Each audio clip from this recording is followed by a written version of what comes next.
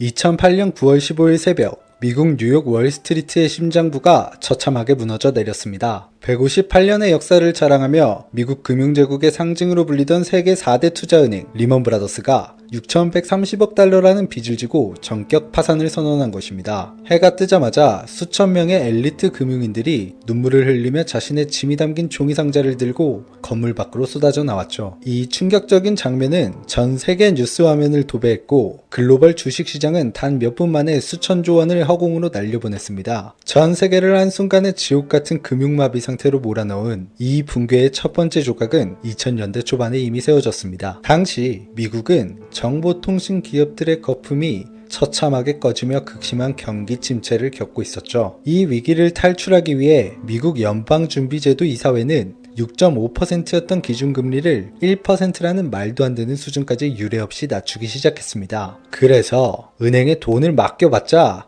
이자가 전혀 늘지 않았고 갈 곳 없는 이런 뭉칫돈들이 부동산 시장으로 몰렸습니다. 집값은 자고 나면 폭등했고 미국 전역은 부동산 불패 신화에 완벽히 중독되었죠. 수요가 넘쳐나자 미국의 중소형 동네 은행들은 일반 시민들에게 돈을 빌려주고 집을 담보로 잡은 뒤 매달 이자를 받을 권리가 적힌 대출 계약서, 즉 주택 대출 증서를 무더기로 쌓아 올렸습니다. 원래 초기에는 신용등급이 높은 사람들에게만 돈을 빌려주었지만 대출해줄 사람들이 바닥나자 은행들의 대출 수수료도 끊길 위기에 처했죠. 바로 이 시점에 보유 자산만 6,390억 달러에 달하던 거대 투자은행 리먼 브라더스가 개입합니다. 리먼 브라더스는 동네 은행들이 가지고 있던 대출 증서들을 돈을 주고 통째로 사들였습니다. 이 위험한 증서를 리먼 브라더스에 넘겨 즉시 현금을 챙긴 동네 은행들은 이처럼 리스크가 사라지자 신나서 신용등급이 가장 낮은 최하위 계층, 즉 서브프라임 지표에 속한 사람들에게까지 무차별적으로 대출을 확대했습니다. 사실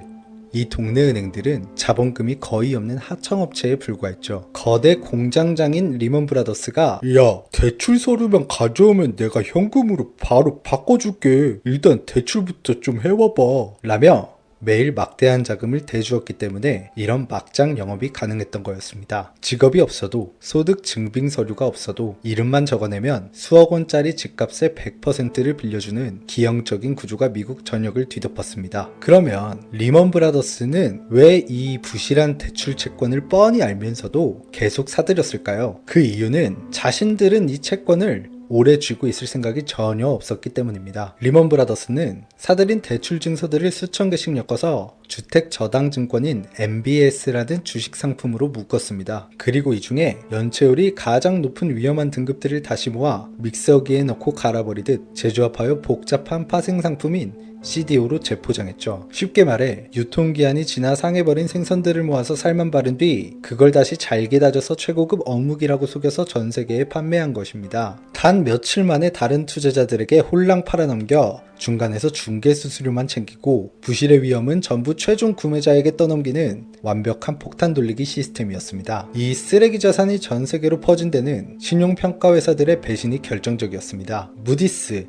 스탠더드 앤드 푸어스 같은 거대 신용평가 회사들은 리먼 브라더스가 만든 이 부실파 생상품의 최고 안전등급인 AAA를 무더기로 남발했습니다. 깐깐하게 평가해서 낮은 등급을 주면 투자은행들이 경쟁신용평가사로 거래처를 옮기겠다고 협박했기 때문입니다. 수수료 독점을 위해 평가사들은 눈을 감았고 이 AAA라는 거짓 명표를 철석같이 믿은 전 세계의 주정부, 연기금, 대학재단, 그리고 유럽의 대형은행들이 이 시한폭탄을 수천억 달러어치씩 사들였습니다. 안전등급은 미국 국채와 똑같은데 수익률은 3배나 높았으니 의심할 이유가 없었죠. 리먼 브라더스가 이처럼 높은 수익률을 큰소리치며 보장할 수 있었던 근거는 명확했습니다. 원 재료가 되는 서브프라임 대출의 금리가 연평균 7%에서 9%에 달하는 살인적인 고금리였기 때문입니다. 게다가 리먼의 수학 천재들은 이 썩은 어묵 상품 안에서도 이자를 먼저 가져가는 VIP 안전빵 구역과 손실을 가장 먼저 독박쓰는 독박구역으로 서류상 층을 정교하게 쪼개는 사기적인 시스템을 설계했습니다. 대출자들이 돈을 안 갚아 부도가 나면 독박구역 바보들이 손실을 다 먼저 떠안고 투자자들이 사는 이 VIP 안전빵 구역은 미국 전역이 망하지 않는 한 100% 안전하다며 투자자들을 안심시켰죠. 여기에 혹시 모를 부도를 대비해 전 세계 최대 보험사인 AIG의 부도 대비 땜빵 보험까지 결합했습니다. 그러니까 안정성은 미국 국채 수준인데 이자는 연 6% 이상을 주니 전 세계 자본이 미친 듯이 쏟아져 들어왔습니다. 당시 리먼 브라더스의 최고 경영자였던 리처드 폴드는 탐욕에 눈이 멀어 직원들에게 사납게 독려했습니다. 야,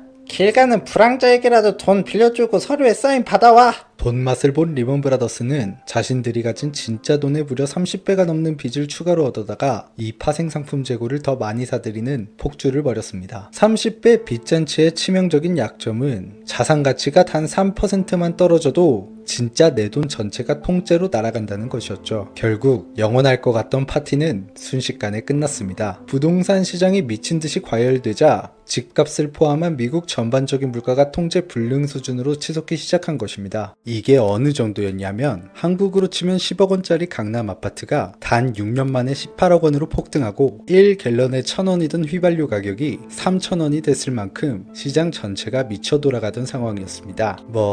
사실 요즘 부동산 가격 생각하면 그렇게 놀란 수준이 아닐 수도 있겠네요. 여튼 화폐 가치가 떨어지고 물가가 이토록 잔인하게 치솟자 미 연준도 더는 방관할 수 없었죠. 시중에 돈을 회수해 물가를 잡아야 했던 미 연준은 결국 1%였던 기준금리를 5.25%까지 가파르게 올렸습니다. 여태까지 늘 그래왔듯 금리가 이렇게 가파르게 오르자 인과관계의 도미노가 작동할 수밖에 없었죠. 이자가 5배 넘게 뛰자 직업도 소득도 없던 서브프라임 계층은 원금을 갚지 못하고 연쇄 부도를 냈습니다. 미국 전역에서 매물이 폭탄처럼 쏟아지며 부동산 거품이 단숨에 꺼졌습니다. 그 순간 창고에 쌓여있던 파생상품 재고 가치가 단숨에 0원이 되었죠. 자산은 증발했는데 30배로 빌린 빚 독촉이 밀려오자 리먼 브라더스는 당장 쓸 현금이 고갈되었습니다. 더욱이 공포에 질린 은행들이 서로를 믿지 못해 자금 거래를 전면 중단하면서 월스트리트의 동맥경화가 일어났습니다. 대기업의 돈줄이 끊기자 이제 부실 채권 안 사요 라는 통보를 받은 하청업체 격의 동네 대출 은행들마저 현금 고갈로 연쇄 도산했습니다. 여기서 가장 분통 터지는 사실은 이 모든 사기극의 주동자인 리먼의 최고 경영자 리처드 폴드의 최후입니다. 그는 회사가 파산하기 직전 해에만 무려 3,400만 달러가 넘는 천문학적인 보너스를 챙겨 초호화 대저택으로 도망쳤고 사법 처벌조차 피해가며 전 세계 개미들에게 처절한 배신감을 안겼습니다. 정부의 구제금융만을 바라고 있던 그는 미국 정부가 마지막 지원을 거부했음에도 신락 같은 희망을 놓지 않았죠. 하지만 미국 정부는 시장의 도덕적 해이를 막겠다며 리먼 브라더스를 그대로 파산시켰고 4대 투자은행 제국은 순식간에 붕괴했습니다. 이 금융마비의 파편을 가장 정통으로 맞은 것은 다름 아닌 미국 서브프라임 계층이었습니다. 은행들은 무자비하게 주택을 압류하여 이들을 가차없이 길거리로 쫓아냈고 미국에서만 약 380만 가구가 살던 집을 빼앗겼습니다. 집을 빼앗겨도 수억 원의 자녀 빚은 고스란히 남아 평생 금융노예로 전락했죠. 갈 곳이 없어진 수만 명의 시민들이 자동차에서 잠을 자거나 도심 외곽 공터에 텐트를 치고 모여 살기 시작하면서 미국 전역은 거대한 텐트 도시라는 현대판 난민촌으로 뒤덮였습니다. 사람들이 떠난 교회 주택단지는 잡초만 무성한 유령 도시로 변해